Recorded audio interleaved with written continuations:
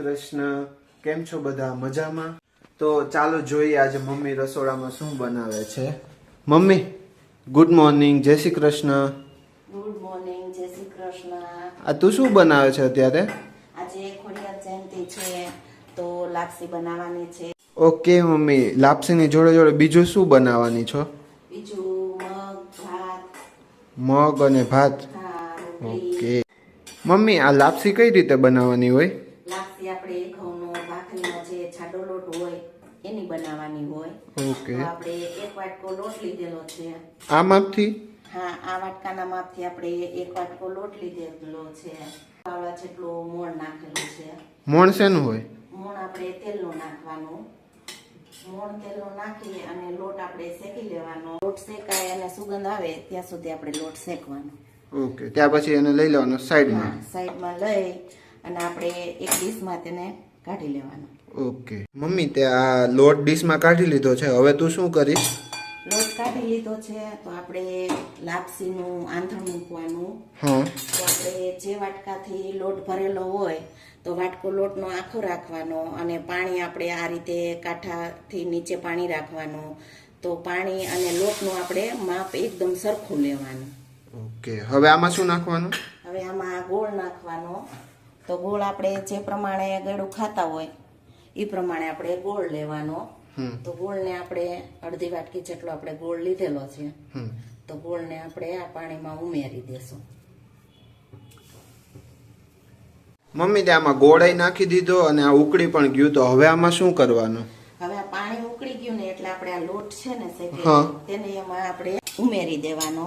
તો આપણે ગેસ ધીમો કરી અને આંધણ ઉકળી જાય લાપસીનું એટલે આપણે લોટને ઉમેરી દેવાનો. આવી રીતે લોટ આપણો એકદમ સારો એવો શેકાઈ ગયેલો હોય તો આ રીતે આપણે ઉમેરી દેવાનો.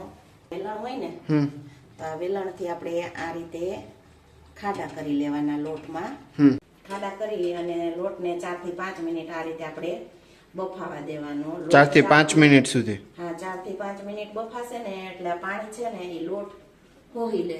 વેલણની મદદથી એને હલાવવાનું. સુગંધ આવે છે આમાંથી. તમને હવે લાપસી બની જાય ને એટલે બતાવું થોડી વારમાં. આપણે લાપસીને વેલણની મદદથી આ રીતે હલાવી લેવાની. અચ્છા, વેલણથી મિક્સ કરવાની એમ ને? એટલે આને વેયણા લાપસી કહી. હા, આપણે વેલણથી આ રીતે આપણે હલાવવાની. ગુજરાતીમાં આપણે આ જ રીતે લાપસી બનાવવાની હોય. આ રીતે આપણે વેલણની મદદથી હલાવવાની. આપણે લાપસીમાં ઉપરથી ઘી ઉમેરવાનું. તો આપણે પહેલા લાપસીને સારી રીતે હલાવી અને મિક્સ કરી લેશું. ત્યાર પછી તેમાં આપણે ઉપરથી ઘી ઉમેરશું. જુઓ, લાપસી છે ને એકદમ મસ્ત મિક્સ થઈ ગઈ છે. તો હવે આમાં છે ને મમ્મી ઉપરથી ઘી નાખે છે. તો આપણે જરૂર પ્રમાણે ઘી નાખવાનું.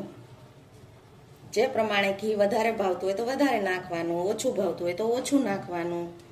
મમ્મી, ઘી વગર લાપસી બને? ના, ઘી વગર લાપસી ન બને.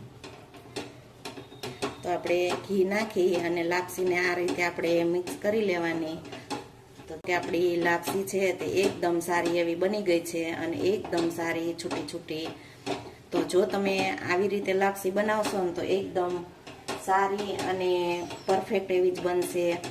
તો આપણે આ લાપસી બનાવવાની એકદમ સરળ રીત છે. એકદમ સહેલી રીત છે.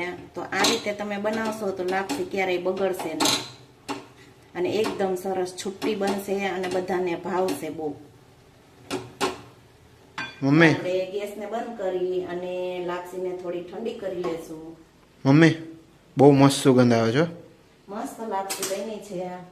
તો આપણે લાપસીને નીચે ઉતારી તેમાં આપણે એલચીનો પાવડર નાખશું.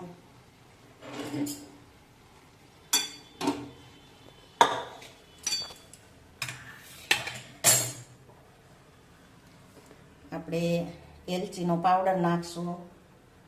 આમાં વરિયાળી હોતે નાખે ને ઘણા લોકો? હા, વરિયાળી નખાય, કાજુ બદામ નખાય, ટોપરાનું ખમણ નખાય. પણ જેને ભાવતું હોય એને નખાય.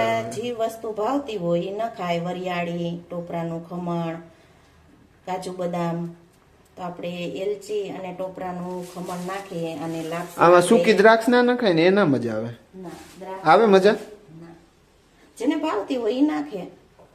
ઓકે, તો આપણે મિક્સ કરી અને માતાજીને લાપસી આપણે ચારશું ખોડિયારમાં ને આજે ખોડિયાર જયંતિ છે તો માતાજીને આપણે લાપસી ધરીશું.